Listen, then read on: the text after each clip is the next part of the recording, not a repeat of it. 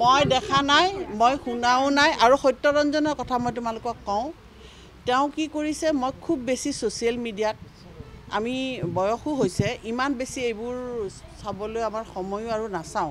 সদায় ভাল কথাবোৰ মই চাওঁ, ভাল বক্তব্যবোৰ চাওঁ আৰু সেইবোৰকে মই ফ'ল' কৰোঁ। মই নাজানো আৰু মোক যিহেতু মই গুৱাহাটীত আছোঁ, গুৱাহাটীত তেনেকুৱা ধৰণৰ ঘটনা হোৱা নাই।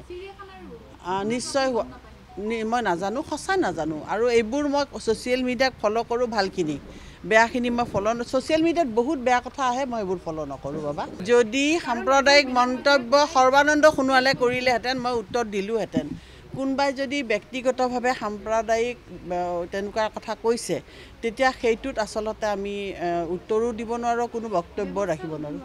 ব্যৱস্থাৰ কথা নাই, এখন গণতান্ত্ৰিক দেশ, ইয়াতে যাৰে যি মন যায় তাকে ক'ব। আজি 4 দিন আগতে অজিত ভূঞা ডাঙৰীয়াই আজমলক মুখ্যমন্ত্ৰী পাতিম বুলিও কৈছে।